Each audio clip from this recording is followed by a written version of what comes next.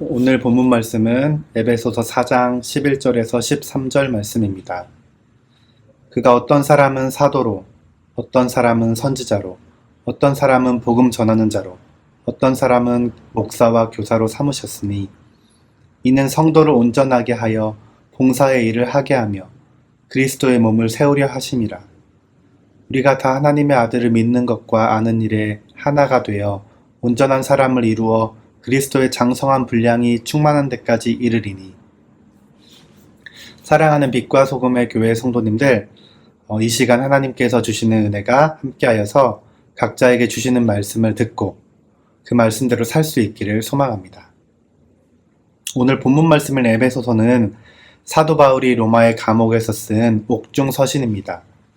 사도행전에 따르면 에베소 교회는 사도 바울이 3차 전도여행 때 3년을 머물면서 눈물로 목양한 교회이고 효과적인 선교 활동을 펼침으로써 많은 사람들을 예수님의 제자로 만들었습니다.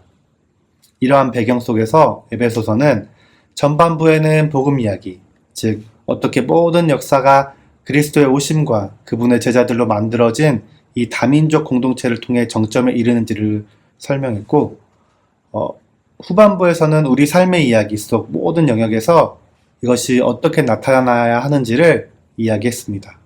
그중 오늘 말씀은 후반부의 초반에 해당하는 내용입니다. 본문 말씀 11절을 보면 그가 어떤 사람은 사도로, 어떤 사람은 선지자로, 어떤 사람은 복음 전하는 자로, 어떤 사람은 목사와 교사로 삼으셨으니 라고 합니다. 서로 다른 역할을 맡고 있는 모습을 이야기합니다. 실제로 우리 주변에서 이러한 모습은 쉽게 살펴볼 수 있는 것 같습니다. 어떤 모임이나 공동체들을 보면 각자 맡은 일이 다르고 역할들이 다른 것들을 알 수 있습니다. 예를 들어 보면 한 공동체에서 회장과 총무와 서기와 회계의 역할이 있다면 회장은 그 공동체의 방향을 올바르게 설정해서 이끌어가야 되고, 총무는 회장이 바라보는 방향에 필요한 일들이 잘 진행될 수 있도록 도와야 되고, 서기는 회의 및 문서와 관련된 일들을 정리하고 회계는 재정과 관련된 일들을 정리합니다.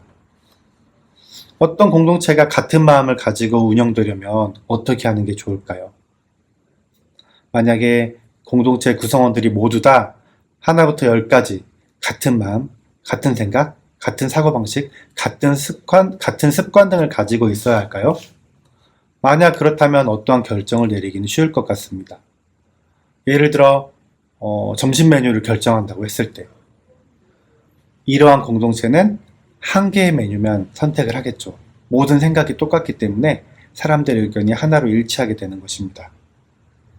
그렇게 되면 서로 불만이 없을 것 같고 평화로운 공동체가 이루어질 것만 같습니다. 하지만 그렇지 않죠. 실제로는 그런 일들이 없죠. 한 공동체가 잘 운영되고 성장하려면 서로 다른 각자 맡은 역할들을 잘 수행해야 할 때 이루어지는 것임을 우리가 잘 알고 있습니다. 본문 이전 말씀인 7절 말씀을 보면 우리 각 사람에게 그리스도의 선물에 분량대로 은혜를 주셨나니 라고 했습니다.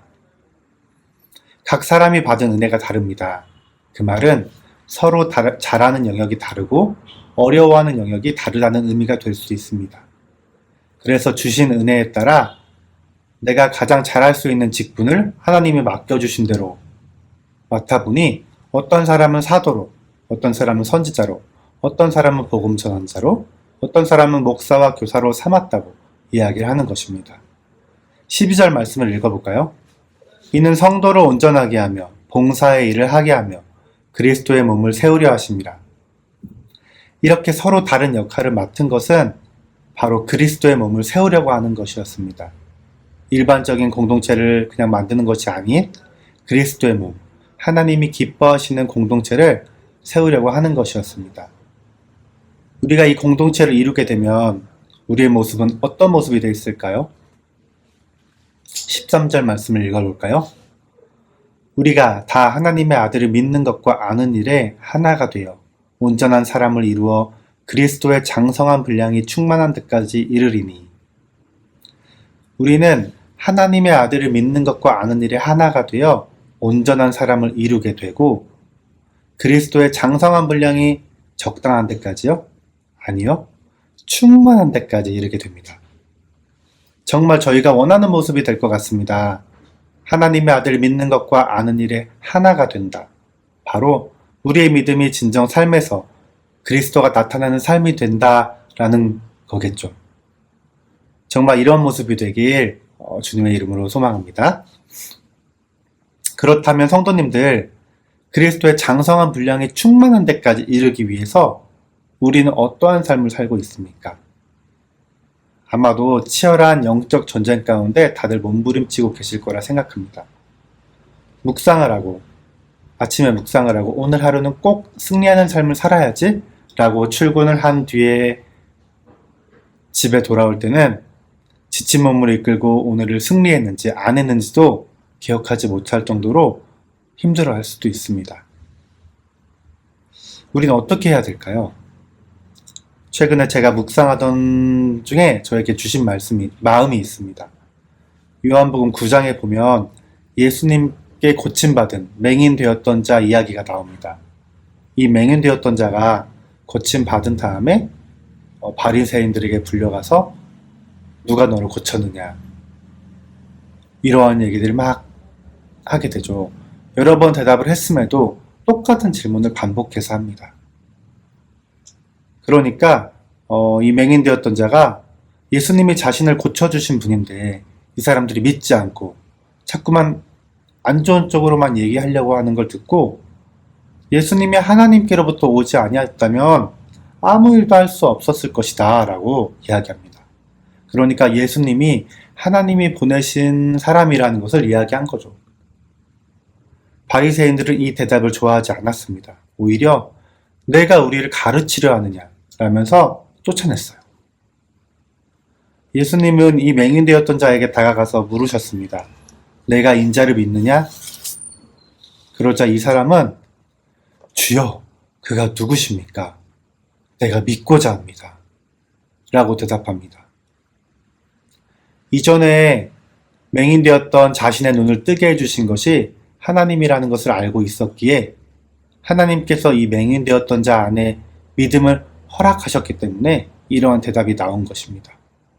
만약 이 맹인되었던 자가 예수님을 만나지 못하고 그저 길에 앉아서 구걸하는 삶이 지속되었다면, 그래서 삶에서 직접적으로 하나님이 나와 함께 계시다라는 것을 경험하지 못했다면 예수님의 질문에 아까처럼 적극적으로 대답할 수 있었을까요? 믿음으로 반응할 수 있었을까요? 아닙니다.